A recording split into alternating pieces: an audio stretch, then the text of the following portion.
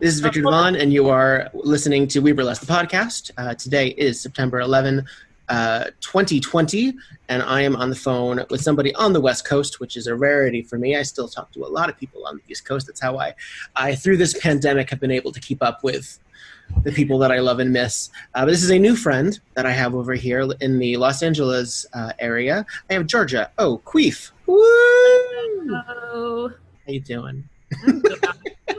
Surviving. I think that's the most that any of us can say right now. Yes. Yes. Now, admittedly, this episode probably will go out in mid-October, so hopefully the orange skies will be a thing of the past. But how is Los Angeles right now in the wildfire time? Oh boy, it's smoky, it's hazy, and it's getting hot again. It was like 99 today, which still feels so much better than like 117, which is what it was a few days ago. It went to like 122. It was too much. I think Woodland Hills hit like literally the hottest day in Los Angeles County history with like 122 or something like that. And it's just nuts. It's even back in my hometown, it hit like 117 in places. And that place usually never gets above 75. It's been nuts. Yeah, I actually don't know the geography of Los Angeles or Riverside, but whether askew or around. Hello, cat. Oh, the cat has a bow tie. Audience at home, I am on a Zoom call. You don't get to see this, but it's adorable. My cat, however, is wondering why I'm making that noise not to him, because that's a tone of voice that I usually say for him. I'm not sure directly where Riverside versus Los Angeles is, but because of, I guess, how my husband and I learned that how air conditioners work in this heat, it just stops cooling down at a certain point. Like, you just can't get it to work. Yeah. And being both East Coasters, we're not used to this kind of heat, so we've never gone above like 104, 105. They just don't turn on. There was a time where we didn't go above that either. You know, it's only been these past couple of years. Thanks, global warming. Our window unit has been working. The only downside is that they are renovating the apartment above us. We're in a very old building from like the 1920s. And so the power outlets and things get tripped easily.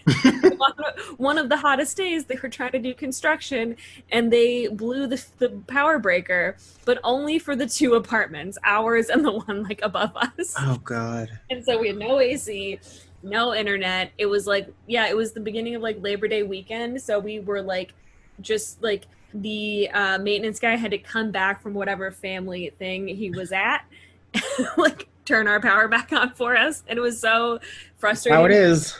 All the other like neighbors watching their TVs and having like their nice things. And we're just sitting in the dark and the heat, just like. Just stewing. Have you always been a Los Angelian? No, I'm originally from a small town about 4 hours north of here, but I've been in Los Angeles since 2012. I was in Santa Clarita before that for grad school.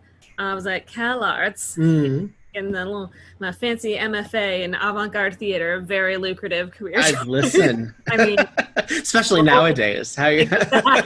Everybody loves live theater, and the weirder the better.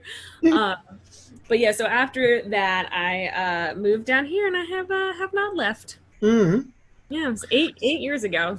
Yeah. So you would have been, what you said, because earlier we spoke, audience at home, Georgia has been kind enough to also appear on the offshoot series, the WEBoolesque Ghost Stories. So check out that episode when it airs. You said you've been doing burlesque for about 7-8 years at this point? Yeah, I think I started not long after I moved down here, maybe a year or so after I moved down. It was Blanche Bourgeois who called me up and asked if I wanted to be a part of a new troupe that she was performing or creating. And I had told her that the only time I'd ever done stripping was in the Rocky Horror Picture Show because I was on the cast in college. It gets us where we need to go. Exactly. I played every part on our. I was in the Bay Area cast, and I played like every single part except for Riff Raff, I think. So I don't see the opening burlesque, and so I told her that, and she was like, "That's fine. That's everyone I've got," because she was recruiting from her friends on Sins of the Flesh, the LA cast mostly. And that's how the Hollywood Jane Review was started. So thank you, Rocky Horror. Exactly. Well, that's where White Elephant comes from. Yeah, My group, White Elephant, in 2006 came out of a Rocky Horror cast. We were Home of Happiness in New Jersey. Yeah. Yeah. Yeah. It was part of the body cast. That was. Yeah. I made it to a Californian cast, and I don't know which one it was. But if I was visiting a friend in Davis, California, what would have been the closest? It was, do you remember what year it was? This would have been 2009, maybe 2010.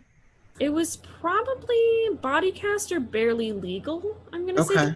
There is a Sacramento cast now too, but I don't Not made it to Sacramento yet. Okay. No, not made it yet. Okay. Yeah. But yeah, it was probably body cast or barely legal, depending on which city you saw it in. Okay. Yeah, I don't remember, unfortunately, but it was so irregular for us to make it to a Rocky Horror. This is my roommate and I. We came over here and we were helping somebody move from New Jersey to California, and we met them. We had another engagement, so we went to Vegas and then to California. But it was so irregular because I had done Rocky Horror for 7 years, and when we left and I had started burlesque, there was a slight overlap, but it was a lot of fun to see another interpretation. But I kept having like war flashbacks where I'd be like, oh, I have to get ready. Oh God, rain thing's over. Oh God.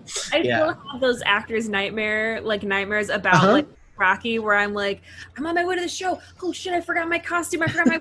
I show up ready to play Janet, and they want me to be Frank. What's happening? I think I have more more Rocky Horror nightmares than I do burlesque ones. Yeah. I mean, high school rules them all, but I'm pretty sure. So were you an acting kid? Were you like one of those like, let me do a show in the backyard kind of people? Or? Yeah. Well, and my grandmother was like an actress. She was actually a USO performer and like World War II when my grandpa, and I think after that even too, and like mostly actually probably the 50s, like Korean stuff.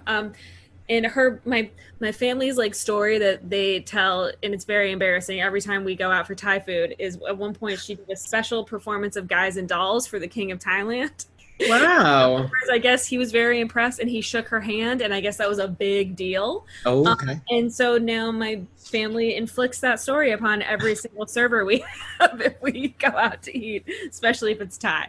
Because it's the one connection. That's the only. My grandma's not there. My grandma's been dead for years.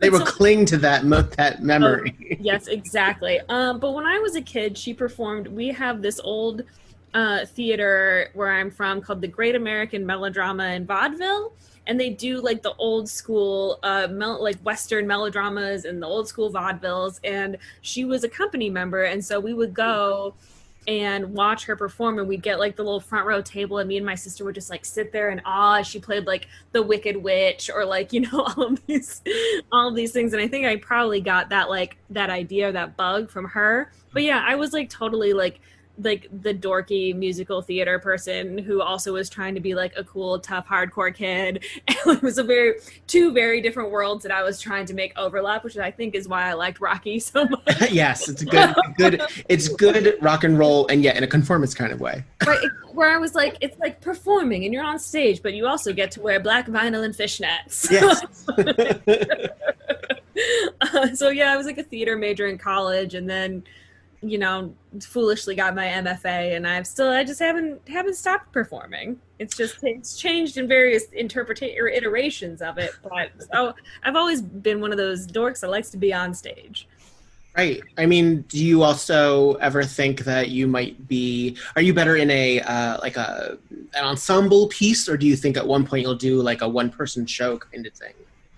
Oh boy. I mean, I've thought about one-person shows, but they're a lot of work, and sure. I'm lazy. I also there's like such a cringe reaction, I think, when people hear about like, well, you gonna come to my one-woman show? People are like, oh. Unless you're over the age of like 65, it's like What do you got to say for an hour and a half? I have some friends that I know are like hot messes who have decided to become life coaches, and I'm just like, really? You think you've solved it? Like you're 23 and you think you're ready to tell people how to live their lives? Those who can't will teach. Like that. Right, exactly. Hey. But yeah, I mean, who knows? I write as well. That's actually what my MFA is in writing for performance, because CalArts didn't want to just say playwriting or screenwriting. They wanted it to be open, which it's like, or you can pick one. It's fine. But I like to write stories and tell stories and, be characters, which is, I think, why I'm so drawn to like nerdlesque and neo-burlesque. Let's talk about a little bit of that. So when Georgia O'Keeffe came out of Zeus's head, fully formed, where did the name come from? Are you an art geek, or was that just dirty enough to land? I'm a little bit of an art geek, but mostly I just love puns, and the dirtier the pun, the better. I was talking to my husband, and he said, "Oh, you have an interview today or tomorrow," when we had a conversation yesterday. And I said, "Yeah, I'm actually kind of amazed. The person's name is Georgia O'Keeffe. I think we met at the Hollywood Burlesque Festival, and I'm a little amazed that this is the first Georgia O'Keeffe that I think I've ever met, because it seems like such a perfect drag quintessential name. Like you'd watch like CSI, and the character that's like, listen, this is what happened. Their name is Georgia O'Keeffe, like that kind of thing." Right. Well, there's like some funny stories around that, I guess. I realized after I'd been performing, I realized after we did a few shows, I was like, oh, I should do a Google check and just a more thorough one and see. And I guess back in the early 2000s, there was technically like a metal band that is now defunct called Georgia O'Keeffe. There was a metal band. That's great. I'm pretty sure they were metal. And also, I was doing a deep dive one day in this comic book artist I really like named Kate Beaton, who does this like history comic called Hark a Vagrant. And she did a whole bit like 10 years ago of these strong female characters. And it was like a parody of female action heroes. Sure. And she named one of them Georgia O'Keeffe, spelled differently, but I was like, oh shit. And it was such a funny moment because I'd been a fan of hers, but that was a new section for me, and I was like, oh, amazing. But there also is now a drag queen in Atlanta, Georgia, I've discovered via Facebook, who is calling themselves Georgia O'Keeffe, and I'm like, spelled the same way? It has an E on the end, so it's slightly different. It's a different community, and they're in Atlanta, so I'm like, what can you do? But also, when I told my sister that I was doing burlesque and what my stage name was, she's not an art geek. She's not into any of that. And so all she heard was queef, and she got very concerned, and she told her husband. And then she called me back, and she was like, we just... you know what the word queef means, right? Like, you know what a queef is? Like, really, like how much... They sat you down at an intervention, and they said... that you don't know what you've named yourself? Oh, that's even better. Not that they were offended that you would go there, but they were worried that you didn't know. Exactly. It was hilariously condescending, and I was like, do you know who Georgia O'Keeffe is? The artist? I was like... It's vulvic flowers all yonic flowers all day long. Exactly. Look into those petals. But that's leave it to family to always know how to like bring you back down if you're getting feel too proud of yourself. They always know. It also is like, you don't think I know. Right. What does that tell me about what you think of me about Jennifer? Exactly. I was like, I'm the older sister here. I'm like, and you somehow are still under the impression that I don't know what sex-related things are. I don't know if everyone would say that was a sex-related thing. It's a vagina-related thing, and it usually happens after sex. So. Admittedly, on my experiences, right, is maybe a little hearsay. So to speak. So what is for the uninitiated, for those who have not yet had the O'Keeffe experience, what is your performance style, and what are some of the inspirations and sort of things that you pull from? Well, so if you can't tell based off the name, I really like doing sort of more comedic things. I like, and when I do burlesque, I generally like to play homage to characters. I like to do nerdlesque. That's probably the majority of what I do. Mm-hmm. I always find myself really drawn to like the weird characters or the ones that wouldn't, like the last one that you would think would be sexy. And I Sure. like always like to approach it as a way of like how would this character feel sexy and confident, or how would they seduce someone? So like I have a Gollum act Excellent. from Lord of the Rings, but Yes. and his life is basically like sort of one strip tease if you think about it. Like he starts out as like a hobbit character and he has hair and he's He clothes. does end up like And in a when loincloth missing a finger. So yeah. yeah, he's naked in a loincloth. He doesn't have it. He doesn't got nothing. Uh, and so that was my sort of approach to the piece, was like starting as Smeagol, and then I find the ring, and as I get seduced by it, I pull my wig off, and I've got a bald cap, and then Bilbo steals the ring, and then I go into all the single ladies, because if you like it, then you should have put a ring on it, Actually. obviously. And I end up in a little gold loincloth, and I'm painted gray, and I've given myself big painted on Gollum eyes, and I'm just feeling myself.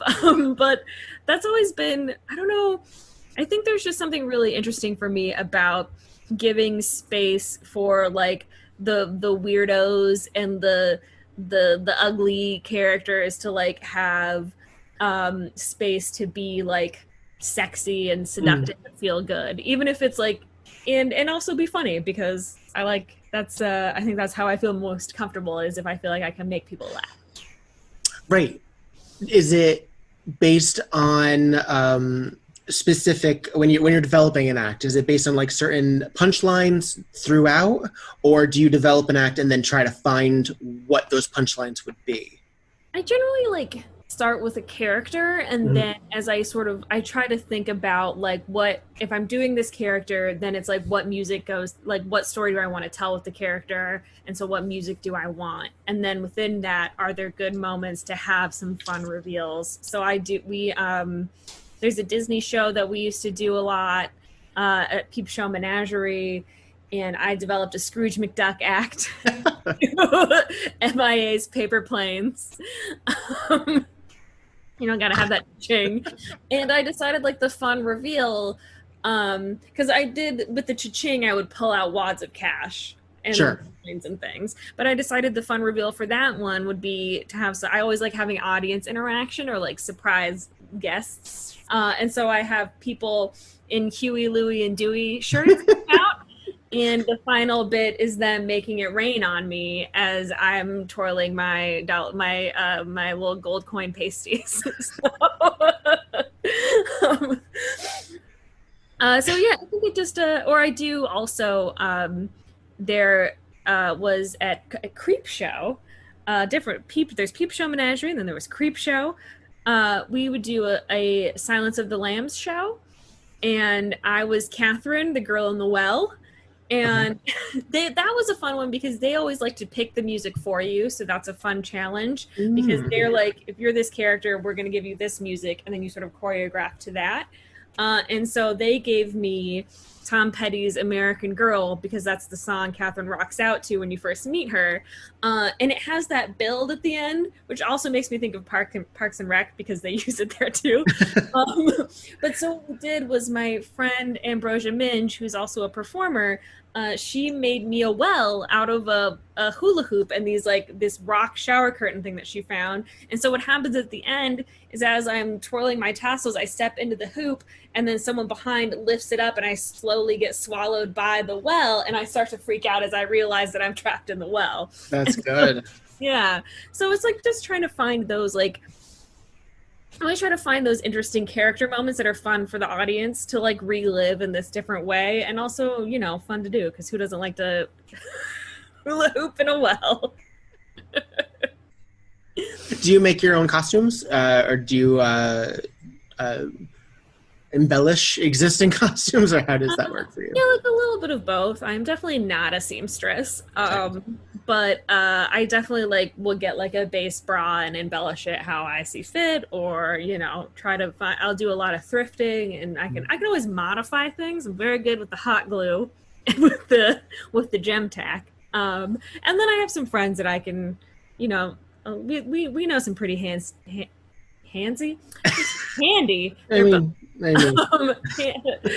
Seamstresses and costume people in the burlesque world that if I really need something custom, that I will go to and be like, here's money, please make me look beautiful. Make me look like a beautiful golem. Exactly. Please make me the most glamorous golem. What are some of your, besides golem, some of your signature pieces that you're most proud of?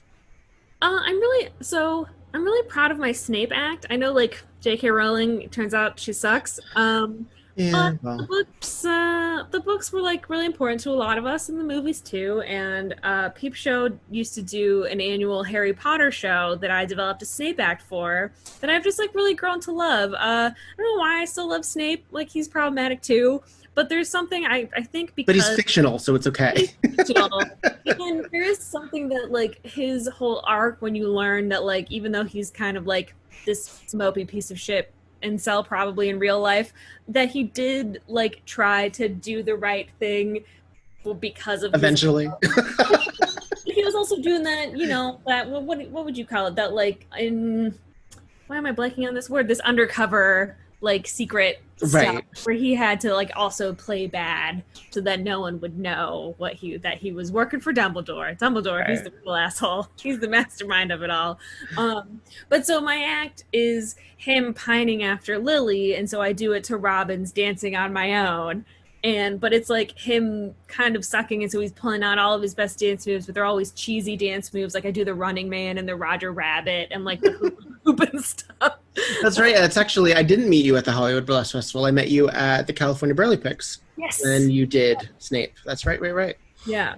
And so I think that's like still one of my favorites. And also I think especially once Alan Rickman passed, he actually passed 2 days before we had to do our show of it. Oh, wow. And so it was like a really, for that year, and so that was like a really emotional performance. Like I cried the whole time, the audience cried the whole time, and I think that also like solidified it as like a really important act to me.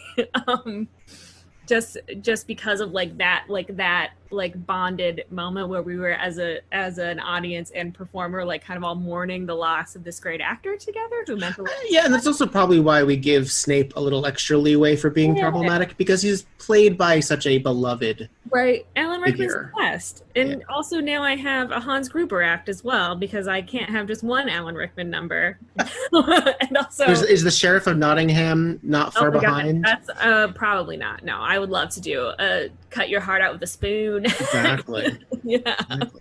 Yeah. Also, I would if you could do the boss from Love Actually. I think that. Oh gosh, what a dick! I actually think it would be hilarious to do a Love Actually number where you're just like, it's like just a million turtlenecks. Like each thing is like, it ends in like a little turtleneck dickie, because that's the main costume piece of the show. It brings out possibilities for a merkin too. So there. Exactly.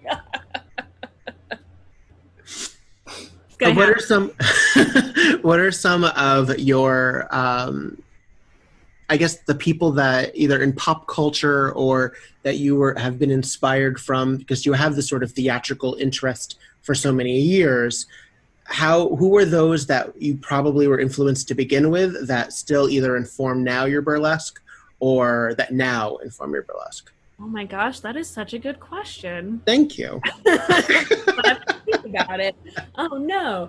Man, there have been like a lot. I mean, I grew up watching, like I still think back to, funnily enough, I mentioned Guys and Dolls, but I was like really loved the movie as a kid. And Adelaide and her dancers, like they do burlesque. And I think I think about that and sort of those sort of moves and how kind of silly it is, but there is like a lot of emotion behind them because it's like relates to the larger story as well. And I also was like really obsessed again as a musical theater nerd with like Bob Fosse and Liza Minnelli and Cabaret and Chicago, and like they don't necessarily, well, Cabaret for sure has the humor. Like when I was in high school, I got to go see the Revival in New York, the super seedy, dirty, dark version where it ends with, you know, Sally has like track marks up her arms as she's like singing the final song, and she's singing it like totally lifeless. And as after she sold her mink coat, after she had her abortion, and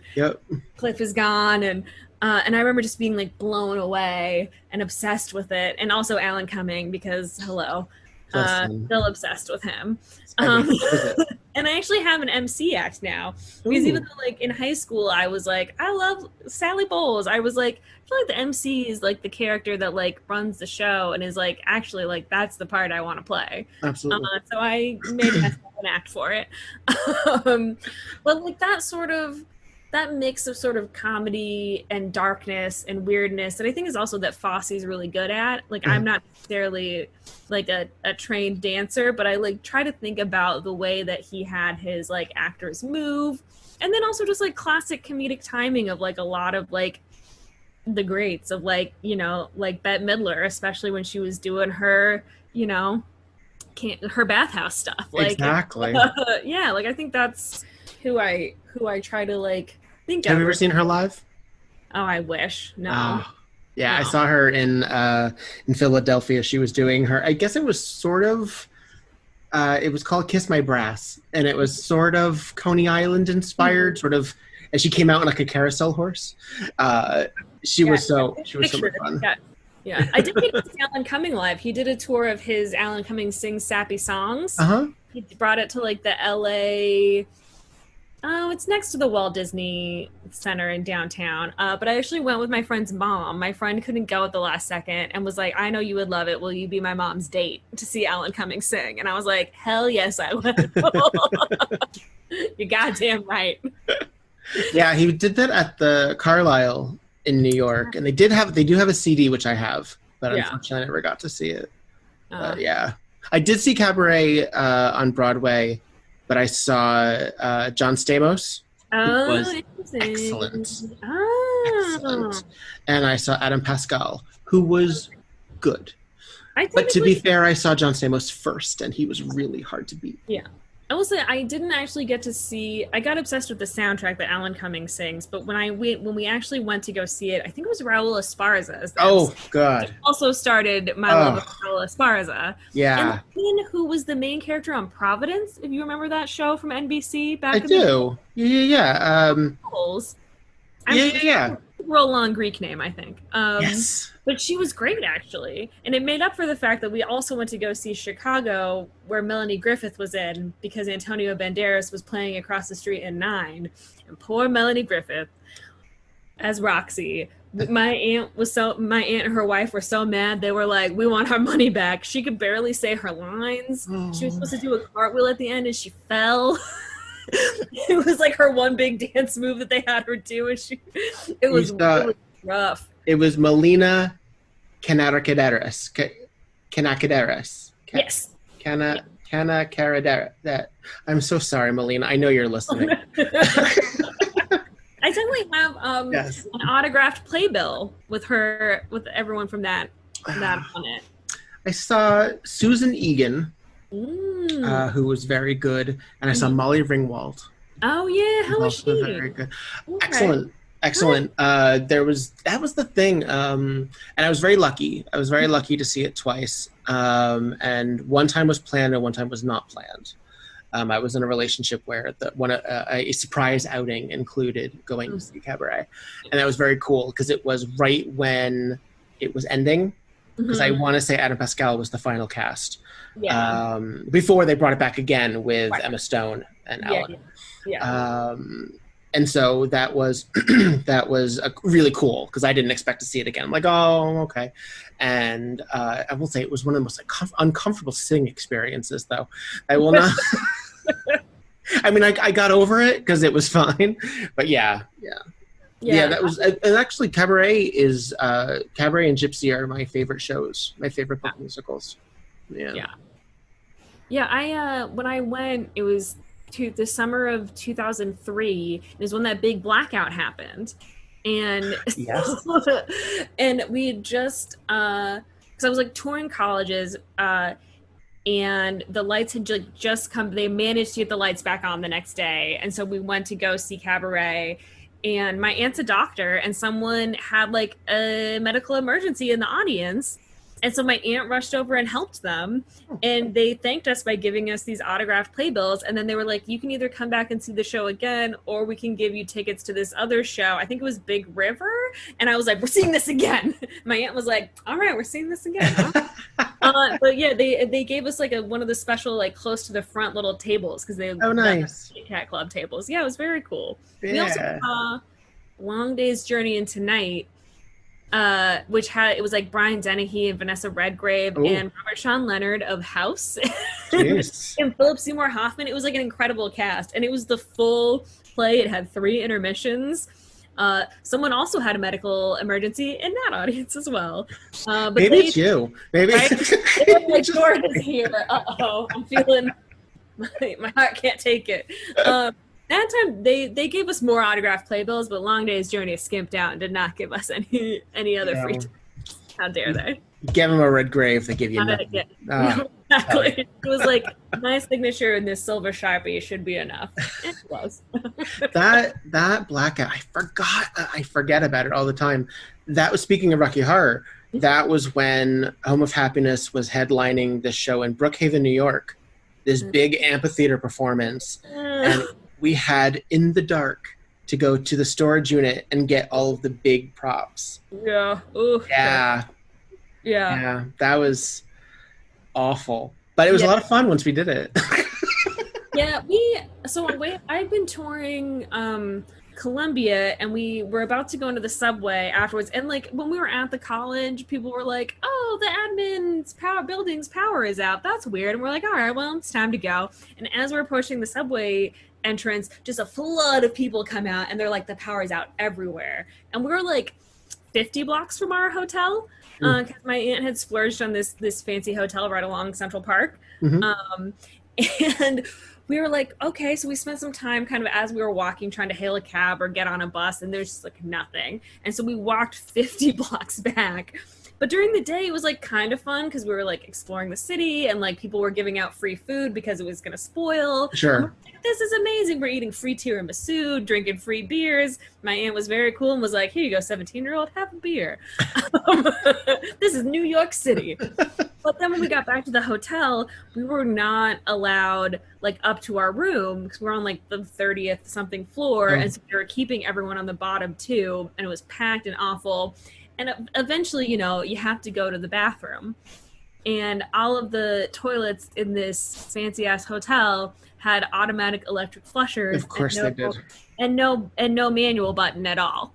So the hubris of technology. Right, exactly. So I remember it was like so dark at this point, because it was night, and I finally had to go, and they told me which bathroom to use. And so I'm going into the bathrooms and like trying to, and you can see some of the toilets, like the shadows, that they're just full of stuff. And it was like the most horrifying, having to like hover over one and be like, oh god, I think something's gonna touch me. No, I don't even like a porta potty. No, thank you. Right, exactly. It was like the worst porta potty experience. But you know, cabaret. So I mean, listen. I mean, I think that it levels it out. Yeah.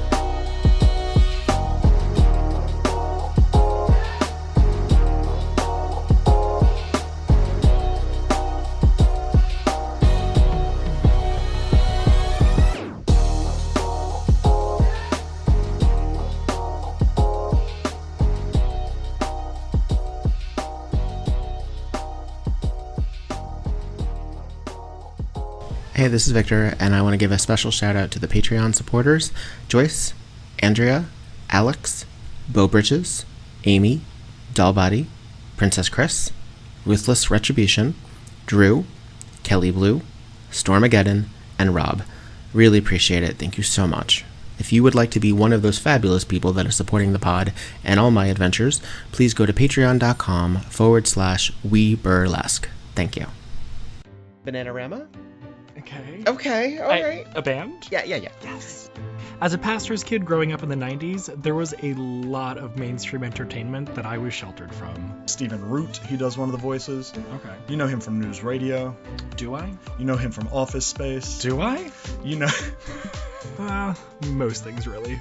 So, now that I am an independent and out queer 30-something, I'm finally asking my friends to teach me about all the stuff I missed out on. Wait, Raffi did Beatles covers? Yes, he did. My mind is blown. He did Octopus's Garden. And, Yeah, I remember Octopus's Garden. No. I didn't know that wasn't a Raffi original until just now. The Re-Education of Hazel Tart. Subscribe now. Kevin Costner. He was so foxy. I know the name, I don't know the face. I cannot...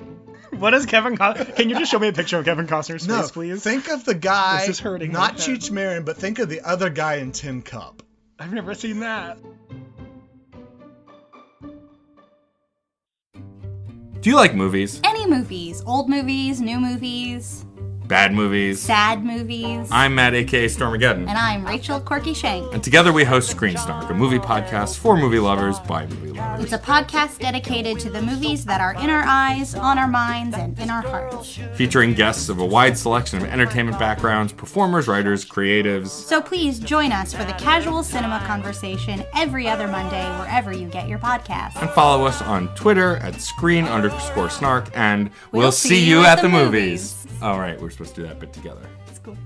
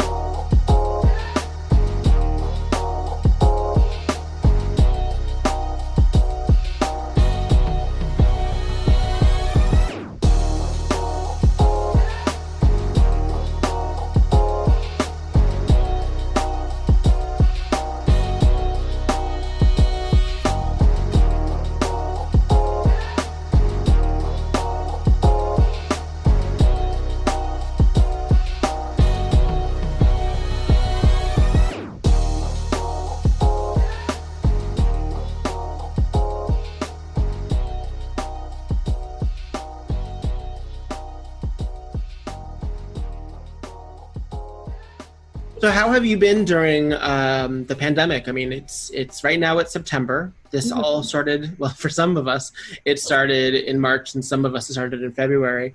How have you been managing without a stage?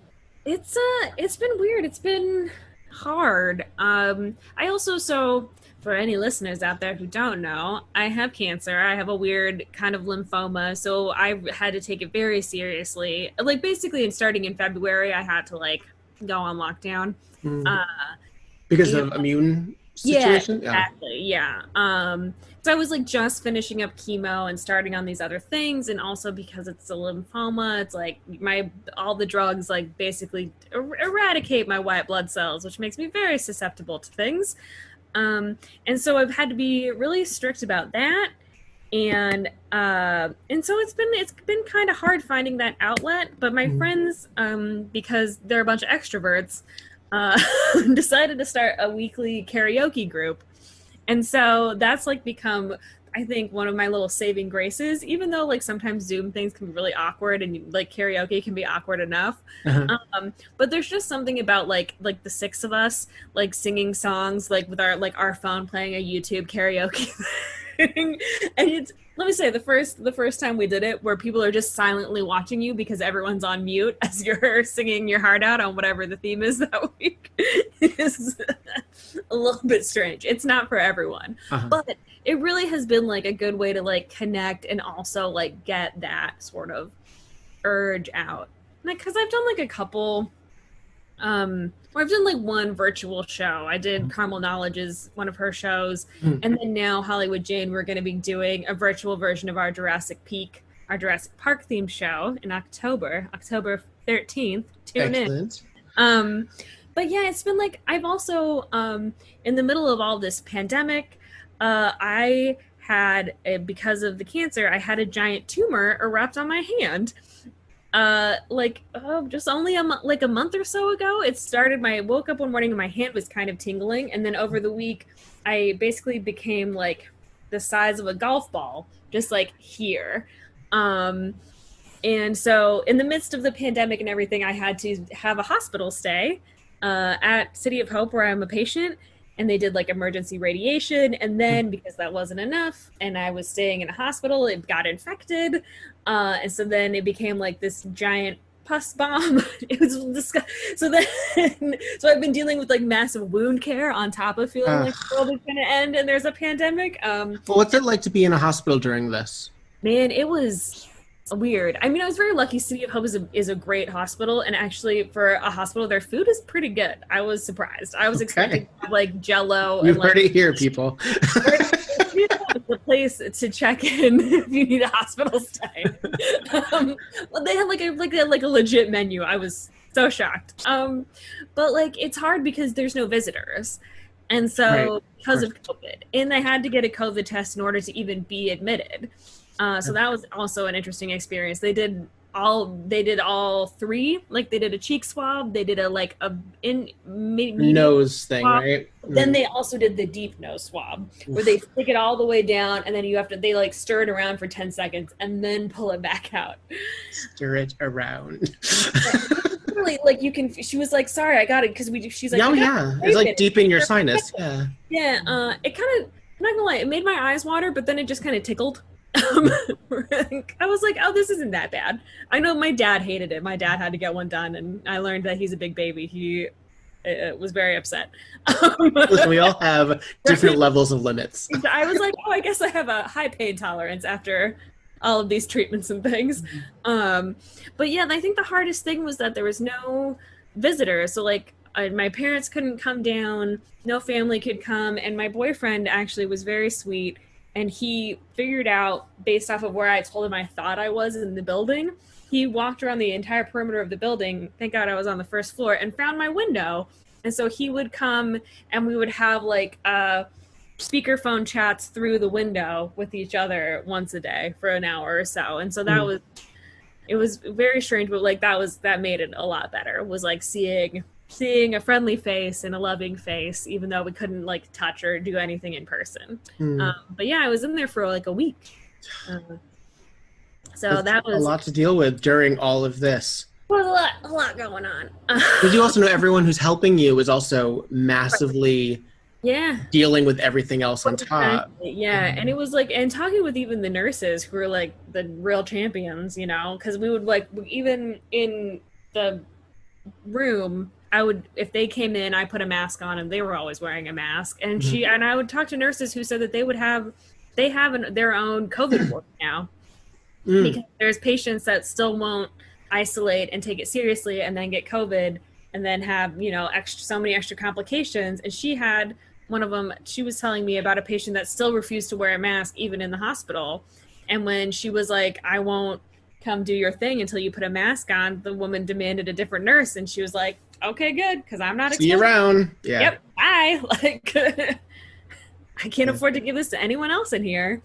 And it's just, I think that's the thing that like makes me crazy, are people that don't take it seriously, because it's like, how do you expect us to ever get back on stage again or do any of the things that we want to do again until, you know. I know.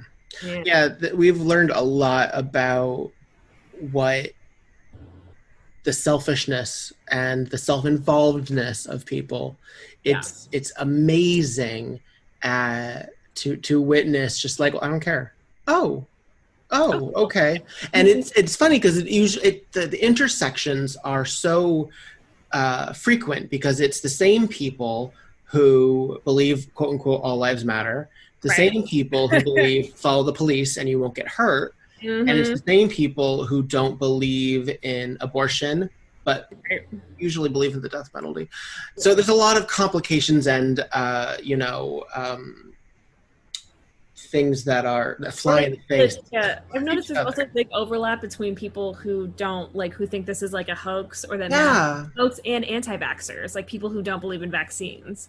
So like they're even more likely to like be spreading the germs around, or like they'll be like herd immunity, and it's like, that people still die, right? Like you're part of the herd. What makes you think you're the special wildebeest? That's not gonna exactly. I don't understand. Like, and also like what's interesting about herd immunity is the odd slant that's selfless. Right. That's the concept of being all in it together. Yeah, Come on, everyone, just get over it. I'm like, I think that's the thing too, is they are like, sacrifices have to be made, but I'm like, you're not talking about sacrificing yourself, you're talking about sacrificing me, like literally me as like the sick person. You're saying that the old and the sick people should just take one for the team, and I feel like that's a big ask. They're not taking into account that they also are possibly sick, or also possibly I think we are probably the unhealthiest, quote unquote, first world nation of the world. Yeah. We have terrible health habits. we're all screwed in some way. Processed and full of who knows. Yeah, like our no, we are not the herd. You know what? Exactly. We would have been thrown in the river long ago. I mean, also just the fact that like a big report came out that said herd immunity might not even be possible for this virus, because not everyone who survives having it develops the antibodies that they need. So I'm like, God, this is not even, we can't because even in the history, herd immunity was an accident. It wasn't the choice. It was just how it happened because people didn't have an option. Exactly. I know. It's something you have to look back on rather than plan on. Yeah, so I've kind of had to make peace with the fact that it might be a year or two before I can actually like perform in person again, which really sucks, because I think one of the best parts about performing, especially burlesque, is the like connection you make with the audience, Yeah. Like doing the virtual shows has been fun to like watch, and it's interesting to see how we get creative and piece them together, but like nothing beats that sort of high you get of like being like in sync or like vibing with the audience during a show. Yeah. It's a mess. It makes me so mad. It makes me so mad. May I ask, how long have you been working through cancer? I was diagnosed actually back in 2016. And I have a weird one. The name of it is mycosis fungoides. Which they named back. I know people are like, doesn't she was that actress on Providence, right? Right, exactly, yes. But it was, when they first discovered it back in the 1800s, they thought it was a fungal infection, and it wasn't until like 100 years later that they were like, just kidding, this is cancer, but we're keeping the name. But so it's normally a slow growing one. So I actually technically had it for 10 years before they figured out what it was. Oh, wow. All I knew was I was getting this weird rash all over my body, and I was just getting like bounced around to doctors because most of them would just shrug. They'd be like, thanks for the $300. We don't know. Goodbye. Or they'd like literally call their entire staff in and have them look at my naked body and call me a freak of nature, essentially. Really, it's a teaching hospital. Really, right? Exactly, yes, that's what they'd always say. As like 15 interns are crowded in and being like, at your ass. And it wasn't until I got this tumor on my shoulder that just like, it started out. I thought I was like, oh, did I just irritate this mole? Did I have a mole there? And then all of a sudden it was like, and it grew to the size of like an orange. And it wasn't until, and even still then, the doctors were like, it's probably just a keloid. And I was like, well, I've never had those before, but okay. And they removed it. And then when they biopsied it, they were like, oh, shit. And they finally put the pieces together.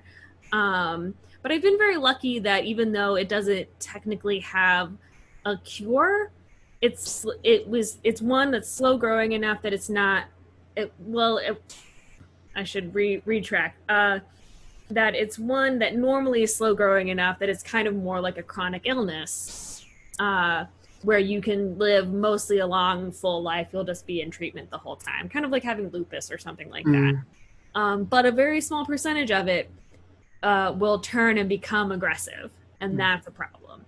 And unfortunately, not only did I get the weird cancer, I got the even smaller weird percentage that turns aggressive. So that's just happened in the past year or so. And so that's why I've like, before I was in phototherapy and these clinical trials and other things that were like draining and exhausting. And like the phototherapy made me really tan. I was basically constantly getting sunburned was how they would treat it. But now I did 12 rounds of chemo.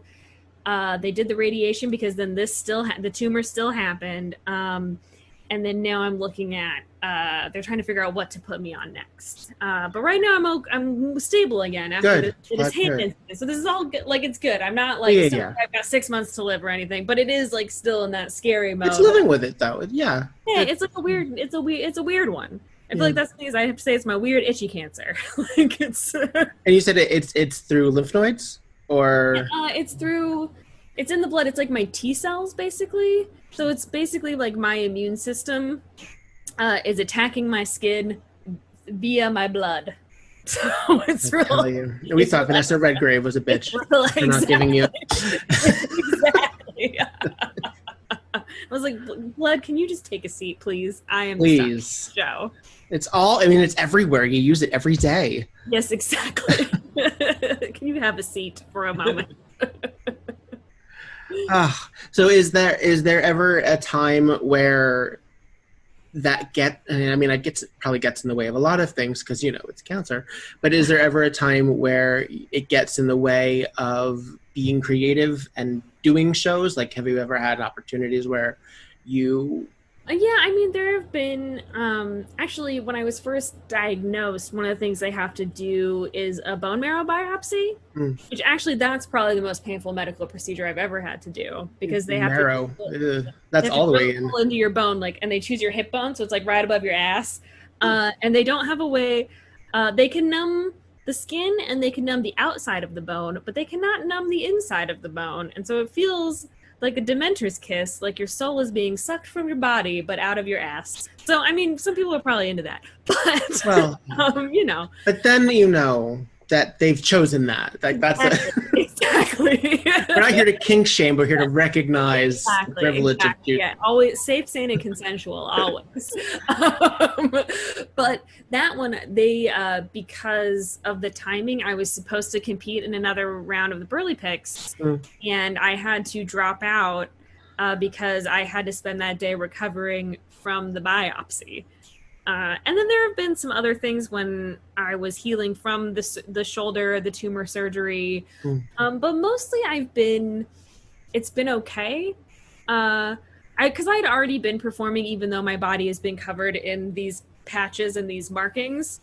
I had just gotten used to doing that. And sometimes I'll put makeup on them if they are flared up just because they're red and they look angry.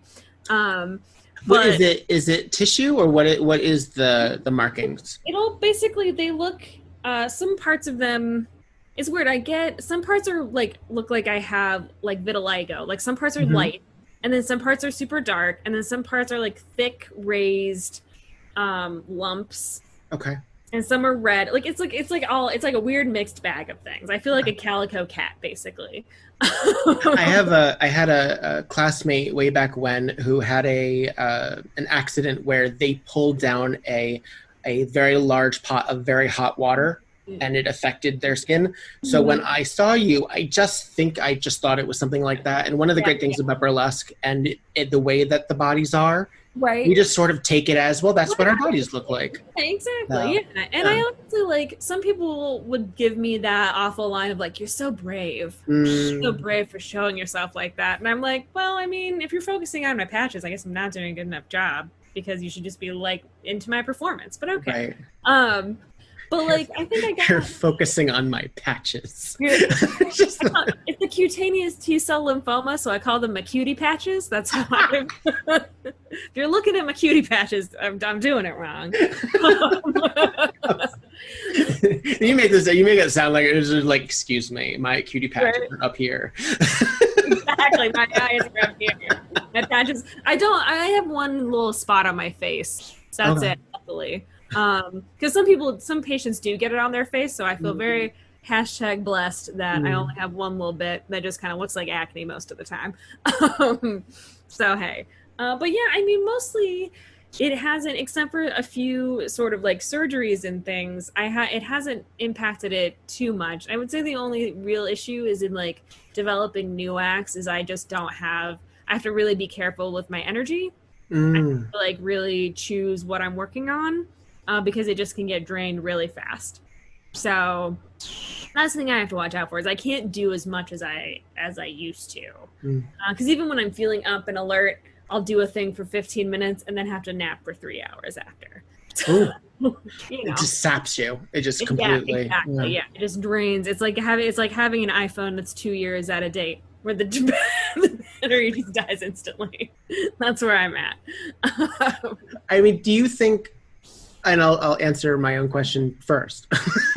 But do you think that one of the reasons people assume that you must be brave for it is because they don't think that they have that in them? Like, did you learn about yourself and what you're capable of partially because of this, or is it sort of totally. Yeah. I mean, I've always been, my family, I come from a line of ice cold Germans, and then they make fun of me for being stoic. And I'm like, where do you think I learned it from? But like, I've always been sort of, I think I've really learned from this whole experience, and I'm like a shark where I just keep swimming, where I'm like, this is the new thing. I just got to keep going. You deal with it and you move forward. And I think that's actually been a really strengthening thing for me, that I'm like, that this world ending feeling thing. Like I feel that trauma and that anxiety and that emotion, but then I'm like, okay, but I'm dealing with it and I'm moving forward and I'm going day to day and I'm still doing these things, and like that feels good. And I think it feels, honestly, still being able to perform, even if it's not to the extent that I would like. And I can't make as many acts as I would like, although my bank account is probably very happy for that. It's like, thank you, Cancer. That bank is dark. I mean, Bank of America, man, they're safe. Oh yeah, no. They love holding on my money, but it really has. I think it's really proven to myself, how like strong I can be. Yeah, and that like this doesn't. That even though, I mean, certainly now it feels like the end of the world, but when I first got diagnosed, it really did feel like, oh fuck, like this feels like the end of a lot of my career goals. And at the time I was like, how am I going to ever find someone who wants to date me, knowing that I have this, because that's a lot to deal with. Sure. But I've learned just going through it that like that hasn't, like, you know, I did find a wonderful partner, and I like have pivoted my career goal, but it's still satisfying, and I'm still able to do these things, and people are still like enjoying my performances. I'm still able to do them. And so I think it's really been like, it's not a lesson I would like advocate for, but it's been a good life lesson for me. You don't recommend Cancer. I don't recommend it for anyone else, but it is like if I have to look but at if this, it works for you, right? But if I have to like look at it in like a positive way, sure. And I'm like where I'm kind of like, yeah, fuck you, Cancer. That's all you got. Although Cancer, I didn't say that. Don't. Yeah. Be cool. I just healed from this hand. All right, like. So with the hand as it is, that was directly related to the condition, or the. So basically, what's happening now, because it's evolved, is it most of the time this cancer just stays as this weird rash. But the more aggressive kind, which I guess we should have seen coming when I got that first tumor, but there'd been such a length of time in between after removing it that I was like, my doctors were like, okay, well, we'll bump you back down a stage and it probably won't happen again for a long time. And then I started getting on this hand lots of small tumors that it would, there's like a steroid thing that you can inject that will help shrink them. Yes. And so they would just be stabbing my hand a lot to shrink the small ones. And then my hand basically said, fuck you, you can't shrink this. Boom. And so I technically had 3 like right across the base of my knuckles that just like popped up. And like that was actually, I think, one of the scariest parts was how fast it was growing. And they were talking about potentially having to amputate my fingers. And I think that was like a real, like, that was a terrifying moment. it because I was like, this is also, I'm left-handed and this happened on my left hand. I was gonna say, are you left-handed? And so it was like, am I about to lose my dominant hand? How am I going to do performing? How am I going to do typing? I'm a writer. Am I going to have to adjust to voice to text? Because that feels awful. I mean, I would do it, but it's super awkward. I have had to learn how because I didn't have a hand for a month. But like, yeah, so it's really, but even still, like throughout, I'm like, okay, well, I'm doing it and just taking each day as it comes and, you know, pulling gross pus tape out of my wound and packing it back in. And what's next? What's next, world? Come on, 2020. What up? Come on, 2020. So we didn't get the murder hornets, but you had the hand thing. So exactly. But I did my hand, like once they, it looked like a jelly donut at one point. It was so. Jeepers. I apologize for anyone that was maybe eating breakfast while listening to this. That's all right. I'll add a content warning that we're talking cancer. Content warning, cancer, gruesome. Just FYI. Yeah. Oh my god, it popped while I was in the shower. That was the worst part.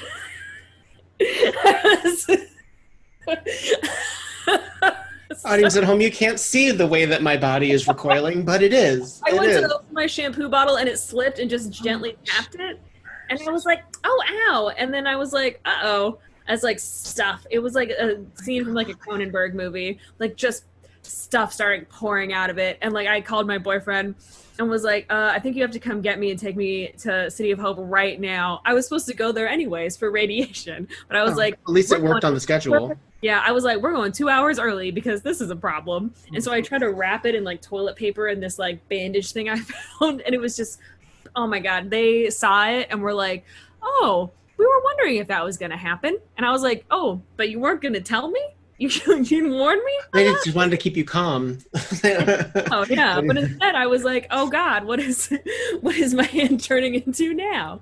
And so they had to do like a really disgusting squeezing to get all the stuff out. Because basically the radiation liquefied the tumor, but then it got trapped and became an abscess. And so have you thought about like telling the story while like a da da da da da right I actually is behind it? I think that would really I definitely want to make like a big like Catherine Delish style robe, but out of like the hospital gown fabric where it's like that awful blue with like little snow over, but like flowing. And they do the radiation and those socks, those compression socks. With the tread socks with like stockings that go all the way up. And they also, when I did the phototherapy, they would make me go in the machine. It's like a tanning booth, but you go in naked, but they put a pillowcase over your head. So like, it's the most, but like, I just imagine like ending it naked, but with this pillowcase. Exactly. It's most fanciful body horror. Hooray. Exactly. Yeah. There's even a weird cage they would put over my hand for the radiation. That's like this lime green like netting that I was like, I asked if I could keep it afterwards. So I was like, I'm going to turn this into some weird fascinator like headdress piece. You are an odd duck, and I appreciate all that comes from you. I think it's easy to say brave or I could never or aren't you, but I mean they're in a real way the idea, I think, particularly through media and the way that we absorb I know there's so many different kinds and there's so many different levels of diagnosis and prognosis, but we're led to believe that it is a death sentence, and we are led to believe that it can't ever, like we say, it's as serious as cancer or something like that. We use it as a euphemism. Mm-hmm. So I think it's pretty neat, if I may, to see someone as effervescent and funny and cool, having been through all of that, because it does sound horrifying. Like it just simply sounds horrifying.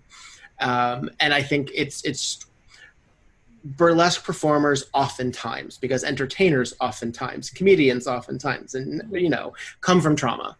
But so many of us thought that it was behind us when we started. That's what led us to it. We weren't supposed to have that during. Yeah. So the fact that you are able to continue on while it happened in the middle of, I mean, that's pretty cool. Thank you. Yeah, I mean, I guess there's like that little like analytical, practical part of my brain, which is just like, well, how are you going to use this? Use this as fuel for writing, for performing, for whatever. And so my brain is like always kind of thinking like, even though I feel like this cancer act that I have envisioned with this gown, I'm like, no audience member would understand. They'd be like, this is weird. But in my I'm sorry. We care what they think on it. Why is she dancing to "Here Comes the Sun"? Because of the phototherapy booth. Like they don't know any of this backstory. You've put some thought into this. This is my like all that jazz Fosse in his like heart attack fantasy moment. Like that's what I'm living right now. This is the one person show thing. See, we've come together on making it full circle. This is what it's gonna be. Well, Georgia, it has been an absolute pleasure getting to know you and seeing you through this medium. I curse the stars that we can't be together in person and see each other at the shows that make us, feel complete. I look forward to the day where we are able to do that.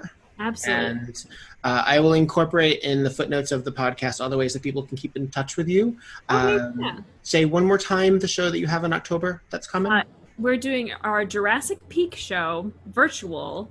You can follow the Hollywood Jane Review with a VUE at the end. The correct way. Otherwise, I don't know what you'll find. It drives me crazy. It's such a small thing, but it's... Exactly. And you can buy tickets online. It's going to be October 13th. It's going to be tons of fun. What's your role in it? Oh, I am Dr. Ian Malcolm. I am Jeff Goldblum. I'm looking for the next future ex-Mrs. Malcolm. Well, as ever, and as we learned from Ian Malcolm, life finds a way. Exactly. And I appreciate you spending a little bit of your time with me. Thank you, Georgia. I really appreciate it. Thanks. Thank you. I'm going to let you have the rest of the evening to yourself and your family, and I'll see you around, Georgia. Thank you again. Bye. My absolute pleasure. Thank you.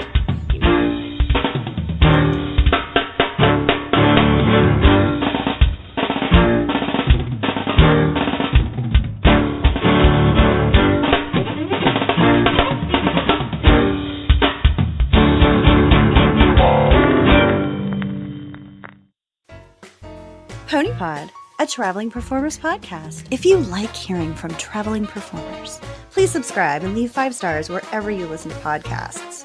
I'm your host, Miss Mary Jane Green, the Trouser Tent Teaser. You can find me on the main social media platforms or by joining my mailing list at missmaryjanegreen.com. In the immortal words of Jack Kerouac, nothing behind me, everything ahead of me, as is ever so, on the road. WEBoolesque, burlesque ghost stories, available Wednesdays all throughout September and October 2020. Find it on the WEBurlesque main feed of your platform of choice. Enjoy!